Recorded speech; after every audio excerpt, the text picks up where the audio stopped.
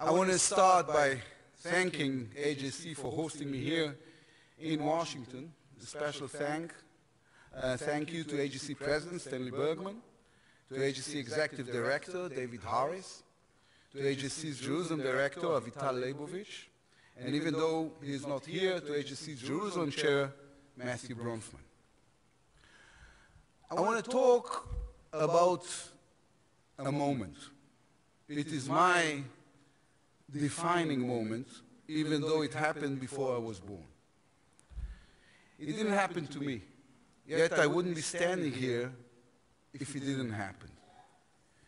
In February 1945, my father, the late Joseph Tomé Lapid, was a 13-year-old kid living in the basement on the Budapest ghetto with his grandmother, mostly living with my grandmother, his mother, mostly living off meat of horses who had died in the street.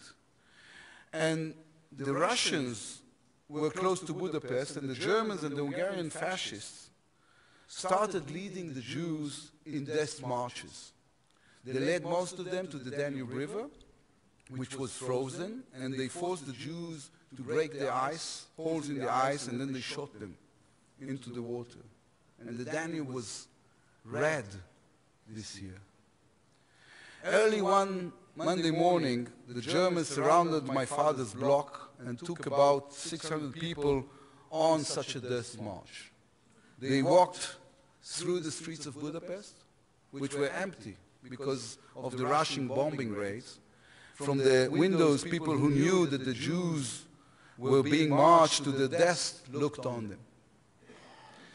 And at some point, when they reached the Margit Bridge, a Russian plane lowered over this convoy, and people started to run and scream, and the Germans raised the Schmeisser machine guns and shot into the sky. And my father hid behind the small public bathroom, painted in green.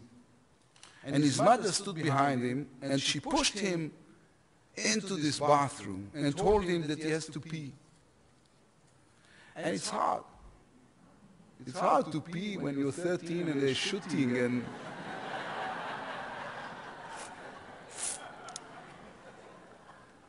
But he was a good kid. So he pretended to pee. And the death march carried on.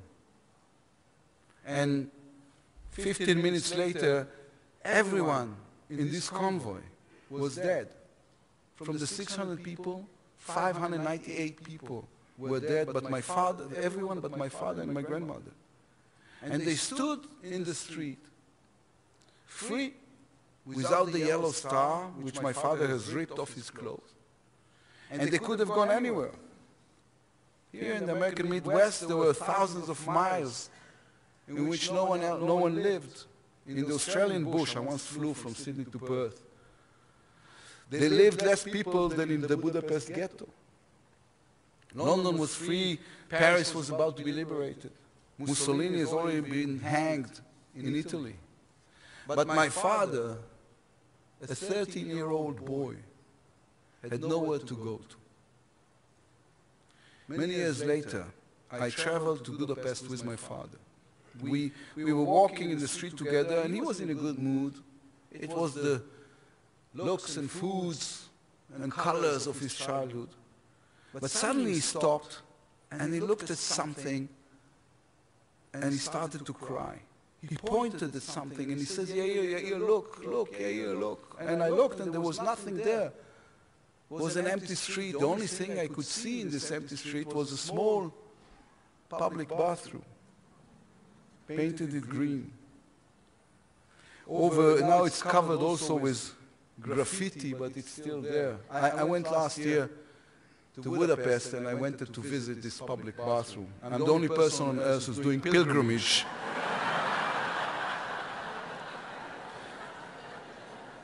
to public bathroom. And when my father relaxed, he said to me, this is it. This is the place I was saved. And this is the place you were actually born. And this is a place in which, without understanding, my Zionism was born.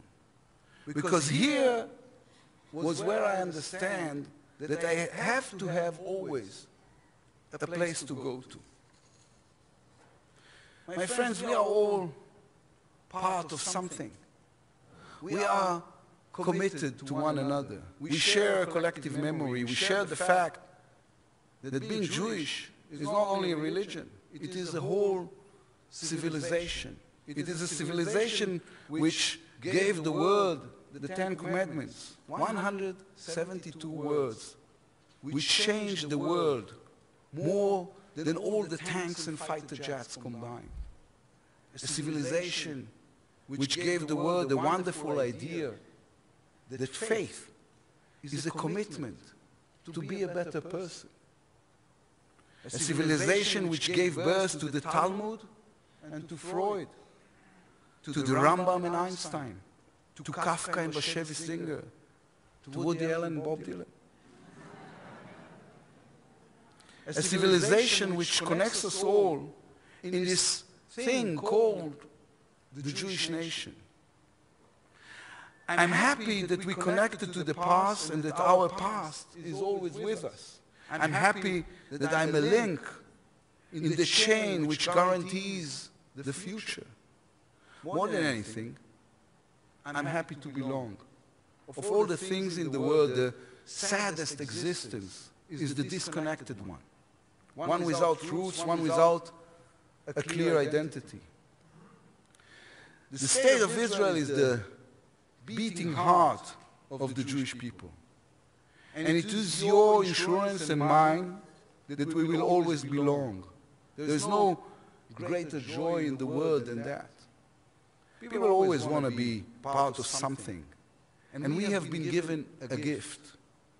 Our basic human desire to belong is met every day by our commitment and our good fortune to be part of the Jewish people.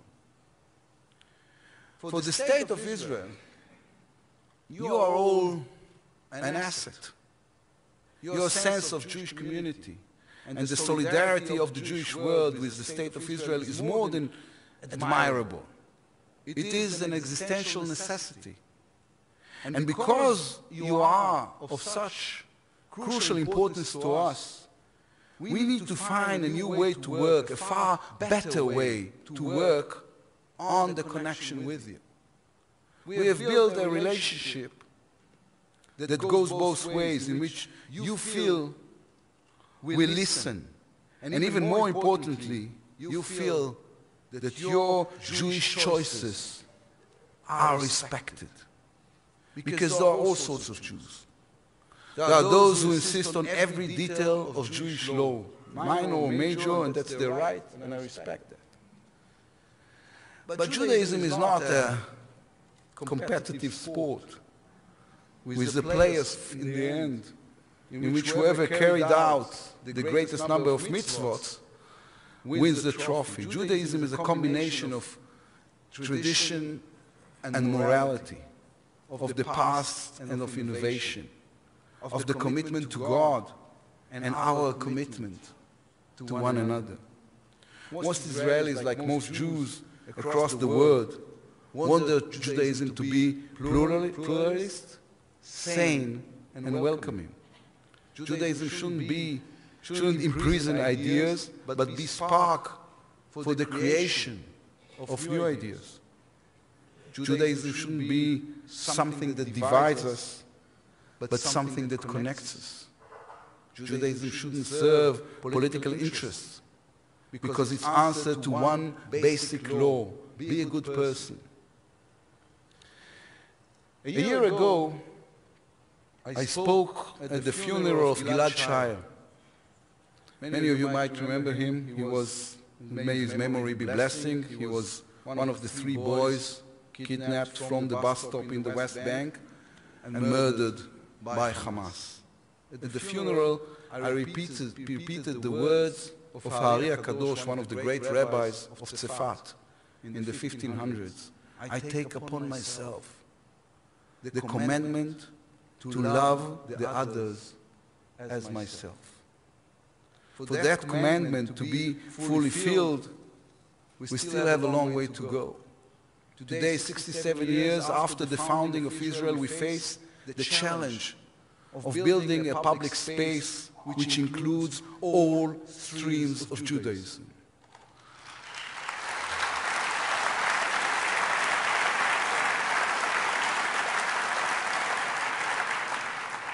A space which respects the different communities, a space which articulates the understanding that a shared country demands compromise and respect towards one another. Since entering political life, one thing that surprises me time and time again is how afraid people are of change. If you ask them, they say, yes, of course, we want change, they support change. But when it comes closer and things really start to change, they respond with fear and with anger. Yesh Atid, the party which I lead, is doing and will continue to do everything in its power to ensure equality between all Jewish movements in Israel and abroad, Orthodox, conservative, reform, and others. In all aspects, conversion, budgets, and of course before the law.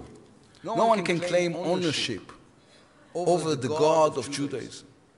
All politics cannot determine something eternal like Jewish identity because it's just wrong. We're in politics to create a social revolution, and one crucial aspect of it is civil unions, because every person, Jewish or not Jewish, gay or straight, who wants to live with someone else and build a life together has to be able to do so.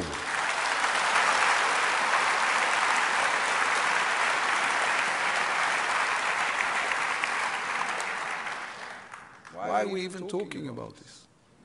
The right to love. It's a basic human right. We don't have an argument with the Orthodox establishment regarding marriage and divorce. But we have to provide a civil alternative as well. It is a matter of religious freedom.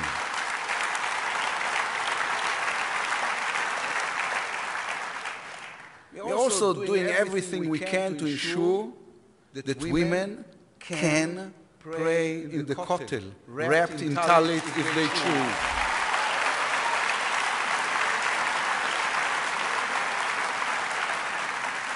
Because that is also a matter of religious freedom. We are working to provide non-religious civil burial in Israel, because our identity as Jews, as citizens, as people, accompanies us from cradle to the grave. It is a person's right to choose how they will die and how they will be buried.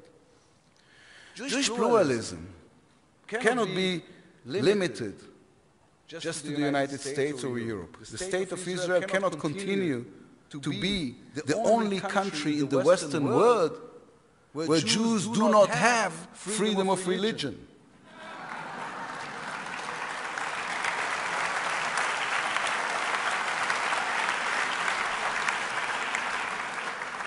That's our duty, not just as a political movement, not just as elected representatives, not just as citizens of Israel. It's our duty as Jews and as human beings. These aren't the only challenges we face.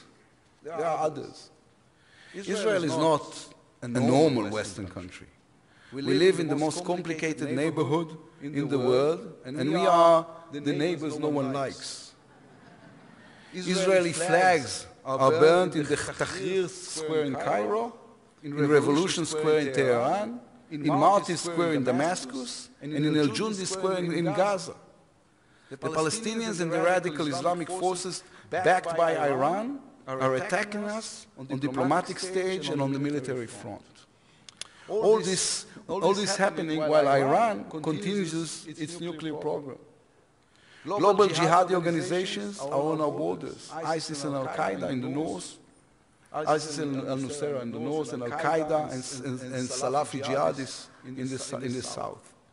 And in the middle of all this, we have this painful breakdown of relationship with the United States administration, if not properly addressed, it won't just disappear. It needs to be dealt with in a very different manner. I was at the Jerusalem Post conference in New York yesterday.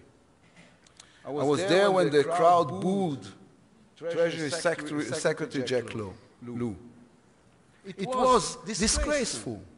I know Jack. I've worked with Jack. He is a great member of the American Jewish community and a great friend for Israel. We do not need to fight among ourselves. We need each other more than ever.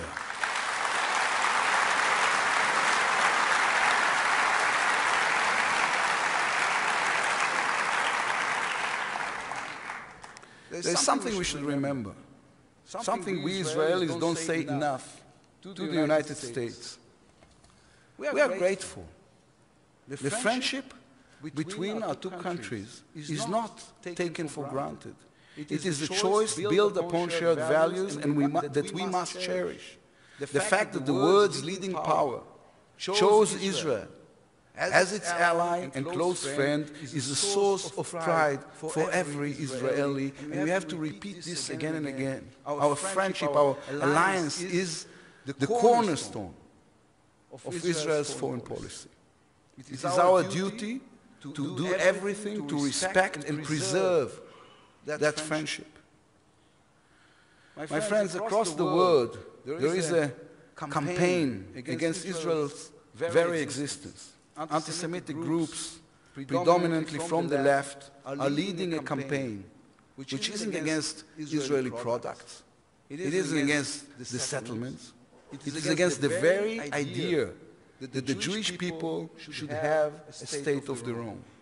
The BDS movement is hypocritical and counterproductive and infested with anti-Semitism. The Boycott Israel movements, which is operated from afar by radical Islamic groups and is founded by oil money, is not interested in bringing Israel back to the negotiating table. They have one aim, that Israel will cease to exist. They don't want a Palestinian state alongside Israel. They want a Palestinian state instead of Israel. At FIFA, a disaster was averted at the last moment.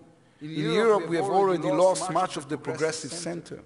And the CEO of Orange, one of the world's largest cellular companies, has publicly said he wants to cut business ties with us. It's time for us to move from defense to offense. Instead of trying to prove that they... Thank you.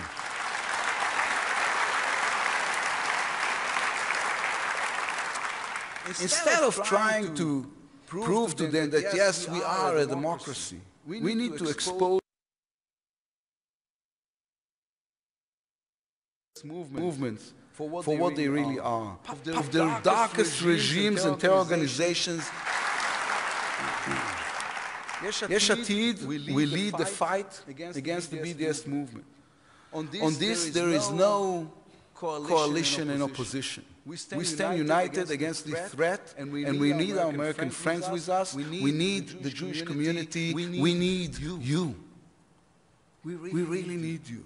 I know you are there for us, and I'm grateful for the important work being done by AJC, and on this thought, on all diplomatic outreach, the diplomatic outreach. We also need to change course on other issues together. Mainly, we need to change course on the Israeli-Palestinian conflict, not because of BDS, but because it is right for Israel. We must return to the negotiation table so that we can separate from the Palestinians. There are those we can talk to. There is a coalition of more moderate states in the Arab world today, Egypt, Jordan, Saudi Arabia, and the Gulf states. Those countries want to cooperate with us in the fight against radical Islam. We can convene a regional summit which will lead to our separation from the Palestinians while maintaining the settlement blocks, prevent the threat of the right of return, and ensuring strict security guarantees. But above everything, Israel cannot, and Israel must not, try to absorb 3.5 million Palestinians, because this will be the end of Israel as a democratic Jewish state.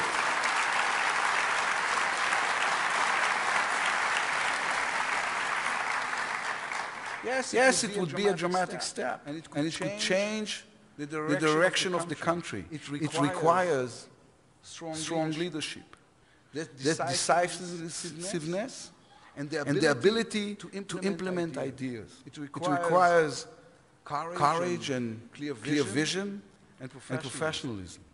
It will remove the shackle from around our neck. It will allow us to fully feel our potential. I know the crisis in the relations with the United States is difficult for us and also for you, for this room. It isn't easy for anyone, and we should work towards a regional summit with the entire international community, and side by side with this administration in a truly bipartisan manner. Our challenges are many, and they are great. But only a Jewish state, a democratic one, based on tradition, and yet which sanctifies pluralism of ideas and the connections to you, the Jewish world, can meet them, all those challenges. We will continue to fight for the character of the state of Israel. An island. Israel is an island of sanity in a turbulent region. So that you will always see us as your home and your source of pride. Thank you for all the great job things you're doing. Thank you so much. Thank you so much.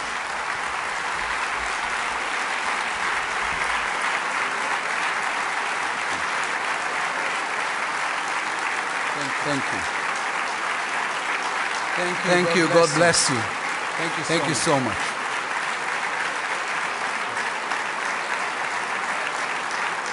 Thank you. I appreciate it. Thank you.